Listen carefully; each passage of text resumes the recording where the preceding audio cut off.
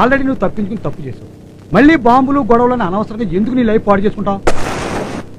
ఏంటండి పాడు చేసుకునేది? ఏమీ చేయకుండా నాకు లైఫ్ ఇచ్చారు.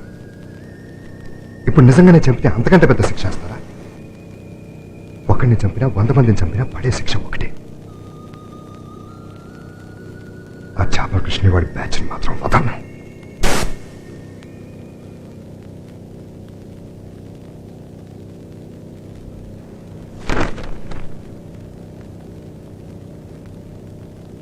ఏమండి,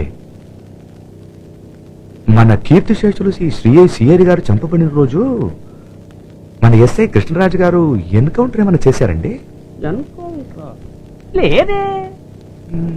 మరి ఎన్కౌంటర్ అని 4 బుల్లెట్లు లెక్క రాశారేంటండి?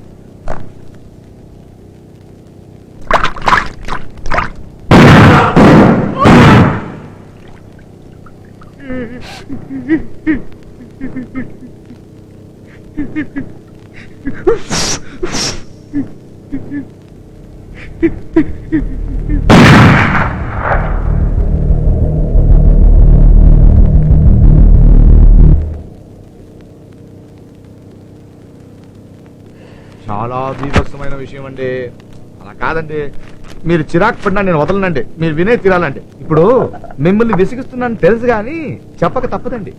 కాఫీ తాగండి. చూడండి, సిఐ గారు మర్డర్ స్పాట్ లో ఒక గోతులో బుల్లెట్ దొరికిందండి. ఆ బుల్లెట్ ఏమో మన ఎస్ఐ గారికి ఇస్తుందండి. ఇప్పుడు స్టేషన్ లో ఉన్న రిపోర్ట్ లో అండి ఆ రోజు జరిగిన ఎన్కౌంటర్ కింద ఇదిగోండి, ఆ రోజు జరిగిన ఎన్కౌంటర్ కింద ఎస్ఐ గారి ఖాతాలో 4 బుల్లెట్లు ఖర్చు అయినట్టు రాసున్నాయండి. కరెక్టేనండి? అసలు ఆ రోజు ఎన్కౌంటర్ జరగలేదండి. అవునండి, అడగండి, చెప్పండి. భయపడతారేంటండి? ఇటు తిరగండి. జరగలేదండి. ఇప్పుడండి ఇక్కడున్న 4 బుల్లెట్లలో 1 బుల్లెట్ సిఐ గారు డెత్ స్పాట్ లో దొరికిందంటే ఎస్ఐ గారు అక్కడే కాల్చినట్టు కదండి. ఏమండి? ఇప్పుడండి సిఐ గారు మర్డర్ జరిగిందంటే ఎన్కౌంటర్ జరిగిందండి? మీరే చెప్పండి. అసలు ఏం జరిగినా మిగతా 3 బుల్లెట్లు ఏమైనట్టండి?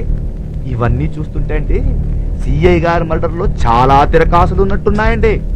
అదీగాకండి ఎస్ఐ గారేమో చాపల కృష్ణయ్య గారితో చాలా ఫ్రెండ్షిప్ గా తిరుగుతున్నారండి. సాగర్ గారేమో చాపల కృష్ణ గారి తమ్ముడిని మన ఎస్ఐ గారిని పట్టుకోవాలని తిరుగుతున్నారండి.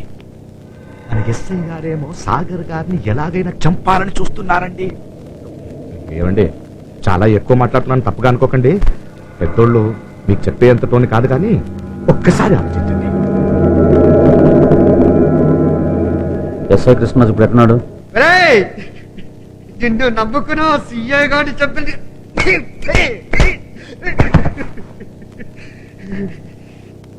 నీ పిచ్చ పెళ్ళం బచ్చా తమ్ముడు కోసం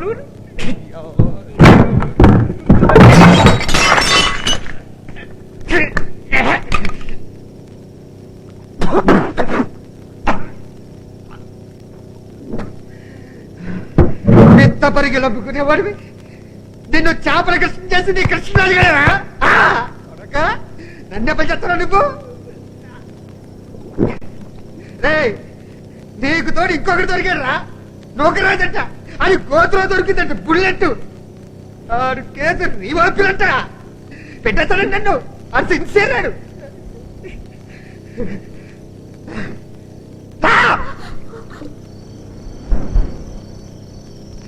ఇంకా ఎందుకు ఈ పొట్టు ఆ సాగర్ గారు ఎందుకు కట్టెత్తుకున్నాడు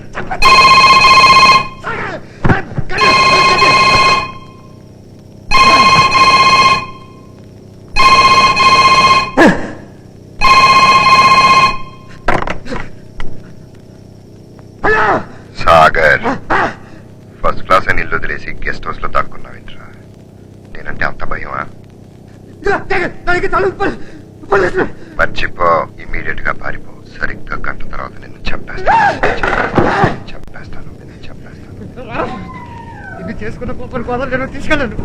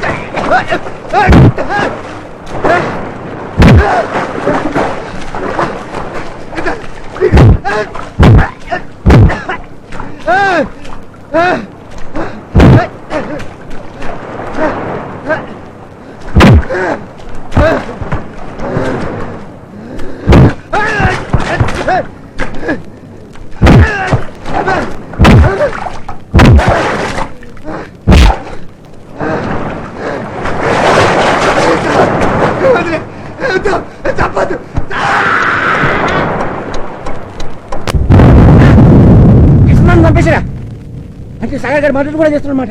అయితే ముందు తర్వాత ఇద్దరు లేపేస్తా మూసు కూర్చుంటావా?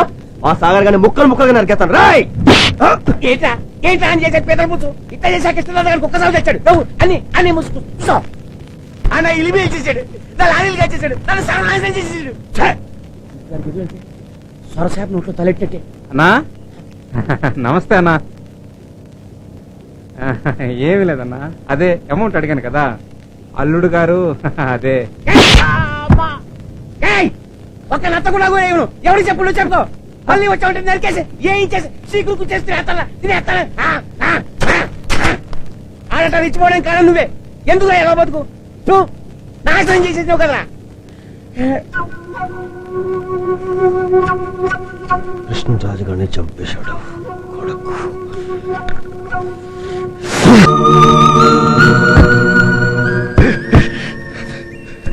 కృష్ణరాజు గారు తిరిగాడు. చేపల కృష్ణ అమ్మకి ఎలా ఉంది?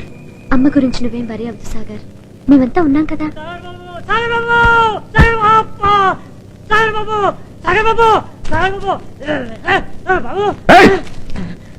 ఇప్పుడు చెప్పు.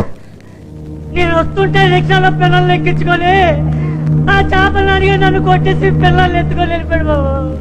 తమ్ముంటే సాగర్ గారిని వచ్చి ఇప్పించుకొని వెళ్ళమన్నాడు బాబు. లేకపోతే గంటకు సవారి పంపిస్తాను అన్నాడు బాబు. సాగర్ ఆ చేపలకి నరికేసిన పాపం లేదు. వాడి దగ్గర పిల్లలు ఉన్నారు. నా కోసం పిల్లల్ని రాజీ అలా కాదు సార్. సాగర్ గారు కృష్ణరాజు గారు చెప్పారండి. సస్పెన్షన్ కదయ్యా, టోటల్ గా నేను ఉద్యోగం తీసేయాలి. అసలు సాగర్ జైలు నుంచి తప్పించిన రోజున షూట్ ఎట్ సైడ్ ఆర్డర్స్ ఇచ్చుంటే ఈ దళితం వదిలేదు. అసలు ఈ మాటల మీద సాగర్ మీద యాక్షన్ తీసుకోవడం లేట్ చేసినందుకే మన ఎస్ఐ కృష్ణ చంపేశాడయ్యా. దానికి పైనుంచి నన్ను వాయించేస్తున్నారు. నన్ను నమ్మండి సార్, ఆయన చేయడం. మహానుభావా, ఇప్పటి వరకు నువ్వు చేసిన డ్యూటీ చాలు నాయన. మాట్లాడుకో, రాయవుతాకే రైట్. చూడండి, ఆ చేపల కృష్ణ గారు నానిగాడిని ఎక్కడో దాచేశాడు. అంటే ఆ సాగర్ నానిగాడి కోసం వెతుకుతూ ఉంటాడు. ఈసారి మనం లేట్ చేసామనుకో, ఆ నానిగాడి శవం కూడా మనకు దొరకదు. మీరు ఏదో అలా ట్రై చేస్తే నాన్నగారిని పట్టుకోండి. వాడు ఎక్కడ ఉన్నది మనకు తెలిస్తే ఆ సాగర్ దొరికేసినట్లే. ఒక్క విషయం మటుకు గుర్తుపెట్టుకోండి, ఈ తెంగులోని మటుకు తీసుకెళ్ళకండి.